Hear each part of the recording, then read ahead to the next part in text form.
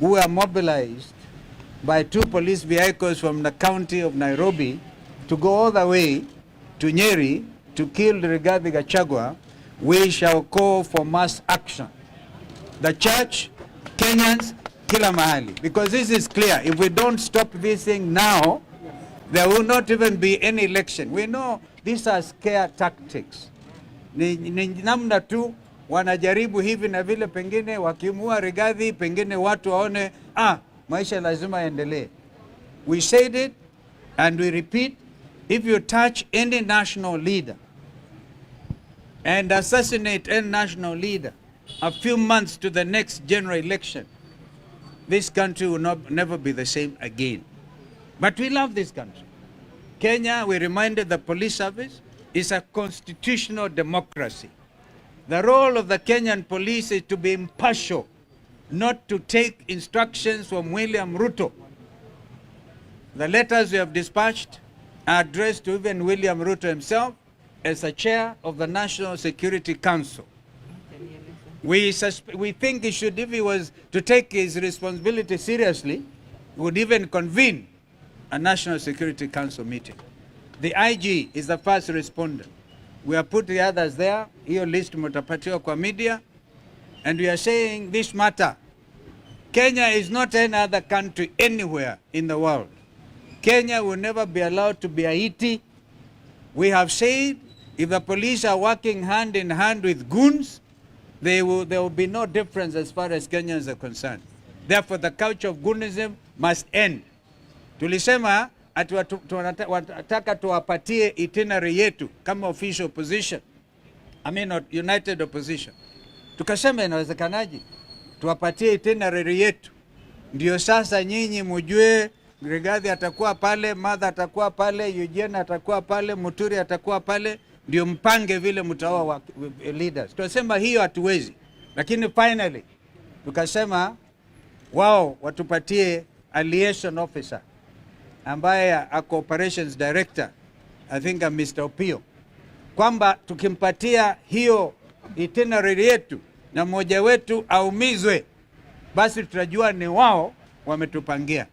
Kwa sasa tuambia tunaenda Wakulima market, tukitaka tutaenda Maboko, at least we know the time dimension, they can't organize anything much. So we are afraid of our own police officers. We should be protecting every Kenyan, not just leaders, but every Kenyan under the Constitution is entitled to security, to protection against kuharibiwa mali yao na vitu kama hivyo. So we had actually a very good meeting. And I think from today, kama anajua, we said we shall escalate this matter to the international community, all the human rights organizations, the UN itself. Wajue that indications in Kenya now are that we do not have a police service. We have a country under goonism.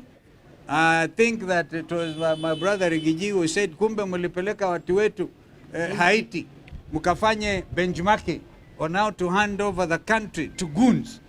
So, well, we all know on the 25th of June last year, goons here walikuwa wanapatiwa nafasi, they were literally escorted by the police.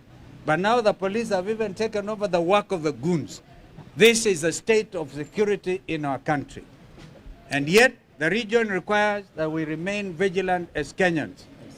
Thank you. Now, I think my sister can add. I think the bottom line, we are telling the National Security Council, chaired by Dr. William Ruto, and of which the IG is a member, that they must rise to their constitutional duty to ensure that Kenya is governed and security is provided in accordance with the Constitution.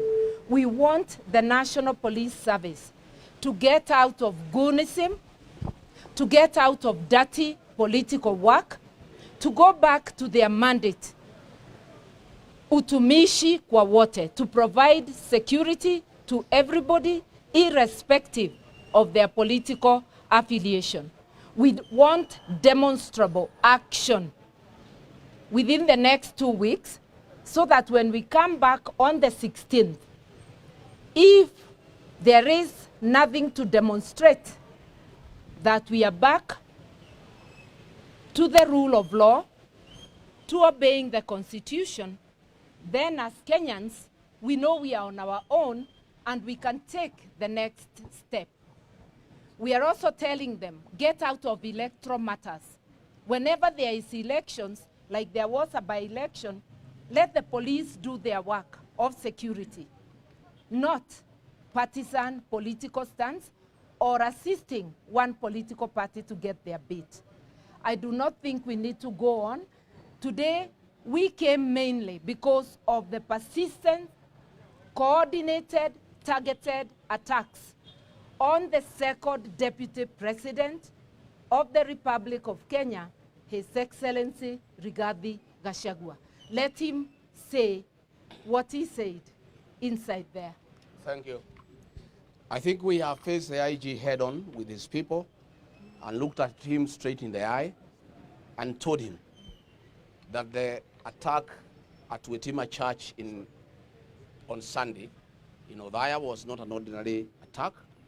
It was an assassination attempt targeted towards Rigathi Gachagua, sanctioned by William Ruto, planned by Kipchumba Murkomen and Eliud Langat, and a special squad of police officers called Nairobi Sierra of 12 officers was dispatched to eliminate us in charge. We have told the IG that before we come back on the 16th, those members of that unit need to be arrested and disarmed and taken to court, and he must give that assurance. And we have said that if this situation continues after 16th, hatutakuwa na lingine la kufanya ni kuitisha maandamano katika Jamhuri ya Kenya until Kipchumba Murkomen is removed from office, IG Kaja is removed from office, and the two DIGs are removed from office, and the National Police Service can be put back into order.